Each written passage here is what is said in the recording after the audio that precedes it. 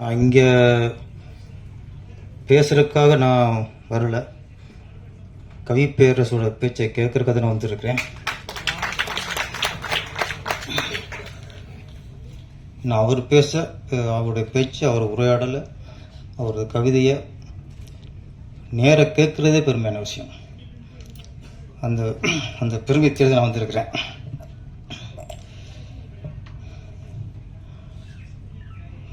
கவி பேரரசு வைரமுத்து, இது வெறும் பேர் இல்லை, இது தமிழுக்கு கிடைத்த மிகப்பெரிய பெருமை. கவி பேரரசு வந்து தமிழோட கௌரவம், தமிழுக்கு கிடைத்த தவ புதல்வன். அவர்கிட்ட உள்ள ஒரு சிறப்பு, நான் ஒரு விஷயத்தை நான் ஃபாலோ பண்ணுறேன், அதை கொஞ்சம் சொல்லிடணும். கோடிக்கணக்கில் ரசிகர்களை பெற்றுள்ள பெரிய நடிகர்கள், அவர்கிட்ட சில ஓப்பனிங் சாங் இருக்கும், அறிமுக பாடல். அந்த அறிமுக பாடல் வந்து அந்த ஹீரோ சம்மந்தப்பட்ட நிகழ்ச்சிகளோ இல்லை அவருடைய பிறந்த நாள்களோ, கிராமங்கள் கூட அவர் பிறந்த நாளும் கொண்டாடப்படும். அப்படி எல்லா இடங்களிலும் அவர் படங்களில் இடம்பெற்ற டூயட் பாடலாம் அவ்வளோ இருக்காது, அந்த அறிமுக பாடல் தான் இருக்கும்.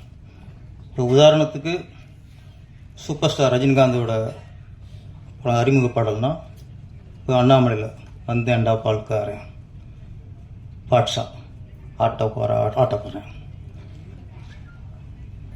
இது மாதிரி நிறைய பாடியப்பா. இந்த பாடல் அதிகமாக ஒளிபரப்பப்படும். இது திரையோடு மட்டும் போகாது.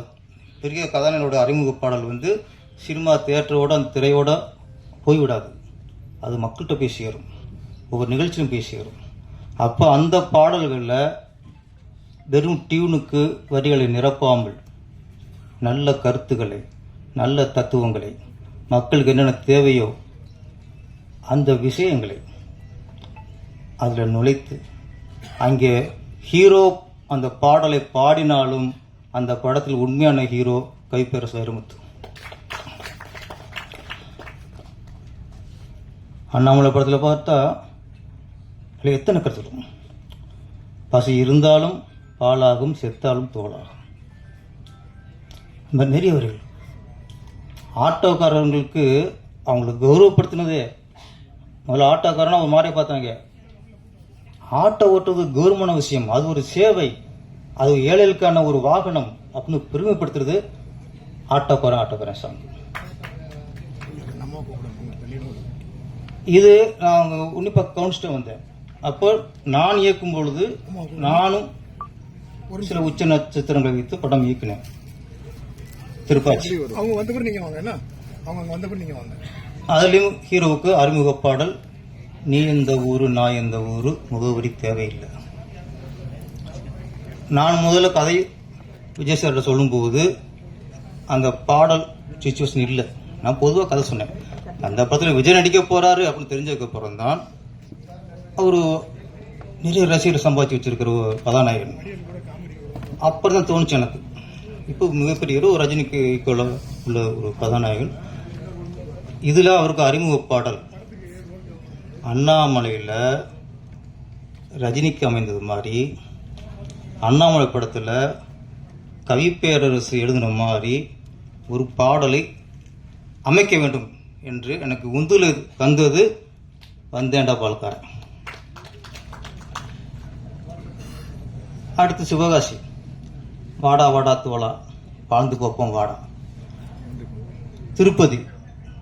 திருப்பதி வந்தா திருப்போம், தீப்பொறி போல இருப்போம், உனக்கு மேல எனக்கு மேல யாரு பாருடா, உன்னை என்ன வாழ வச்ச சாமி தானடா.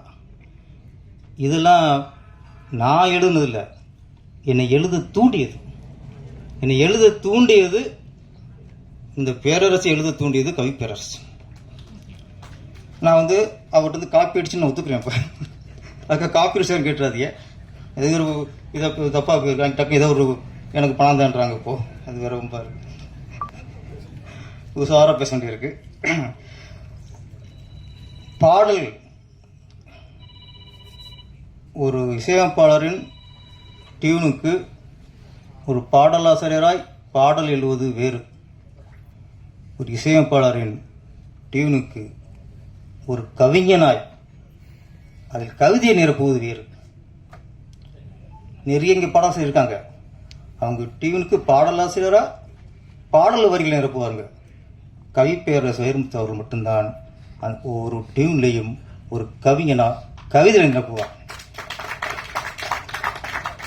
நிறைய வரிகள் சொன்னார் அரவிந்தா சார், அத்தனை வரிகளும் பாடலா சார், கவிதை, அத்தனை வரும் கவிதை. உதாரணத்துக்கு ராஜபார்வையில் கமலஹாசன் அது பார்வையற்றவர், அந்த கேரக்டருக்கு உள்ள புகுந்து ஒரு பார்வையற்றனோட சிச்சுவேஷன் அது பாடல் கேட்கும்போது நம்மளுக்கு வலிக்கும். அந்திமலை பொழிகிறது, ஒவ்வொரு துளியிலும் உன்முகம் தெரிகிறது. ஒரு பார்வையற்றவனுடைய பாயிண்ட் ஆஃப்ல ஒவ்வொரு துளியும் உன்முகம் தெரிகிறது. கண்ணுக்குள் முள்ளை வைத்தது யார் தைத்தது, தண்ணீரில் நிற்கும்போது வேர்க்கின்றது. இதுக்கு மேலே என்ன கவிதை வேண்டி இருக்கு? சினிமா பாடல், அது சினிமா பாடல் இல்லை, சினிமா கவிதை. கவிப்பேரரசு எழுதின ஒவ்வொன்றும் பாடல் அல்ல, கவிதை கவிதை கவிதை. அதனால தான் அவர் கவிப்பேரரசு, நான் வெறும் பேரரசு.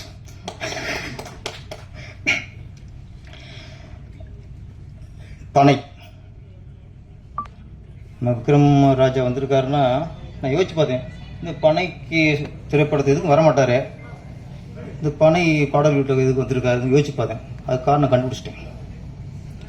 ஒரு காலத்தில் எங்கே பார்த்தாலும், இங்கேருந்து திருச்சி போகிறோம், தஞ்சாவூர் போகிறோம் வச்சுங்களேன், போகிற வழியெல்லாம் கும்பகோணம் டிகிரி காப்பின்னு இருக்கும், பார்த்துருக்கீங்களா? ஒவ்வொரு 5 கிலோமீட்டருக்கும் கும்பகோணம் டிகிரி காப்பி. வரும்போது அப்படி தான், கும்பகோணம் டிகிரி காப்பி. சென்னைக்குள்ள நிறைய இருந்துச்சு, இப்போ அதெல்லாம் காணோம். இப்போ என்ன இருக்குது? கருப்பட்டி காப்பி. அங்கே கமிச்சு வச்சிருச்சு. கும்பகோணம் டிகிரி காப்பிலாம் போயிட்டு இன்னைக்கு கருப்பட்டி காப்பின்னு எங்கே பார்த்தாலும் கருப்பட்டி காப்பி தான். கருப்பட்டி இனிப்புங்கிறாங்க, கருப்பட்டியில் பல வகை போடுறாங்க. அப்போ இன்னைக்கு பூரா அன்னைக்கு கருப்பட்டி காப்பிங்கிறது இன்னைக்கு ரொம்ப பிரபலமாக இருக்கு. அதை மேலும் பிரபலப்படுத்தணும். ஒரு வியாபார சங்க தலைவராக நம்ம வியாபாரத்தை உயர்த்தணும் அப்படின்னு நம்ம விக்ரமராஜா வந்திருக்காரு நினைக்கிறேன். அவருக்கு வாழ்த்துக்கள். பனை எல்லாருக்கும் சிறப்பாக பேசிட்டாங்க. சில விஷயம் சாங் பார்க்கும்போது அப்படியே நம்ம கிராமத்துக்கு வாழ்ந்த வாழ்க்கையை பின்னோக்கி இழுத்து செஞ்சிருச்சு. தமிழை தாங்கியிருக்கிறார், அந்த சிறப்பு என்றும் எங்கள் தமிழுக்கு இருக்கு. இவ்வளவு சிறப்பு, இது எல்லாத்தோட சிறப்பு இந்த படத்துக்கு கவிப்பேரரசு பாடல்களிலிருந்து அதை விட சிறப்பு இந்த நிகழ்ச்சிக்கு பொறுமையாக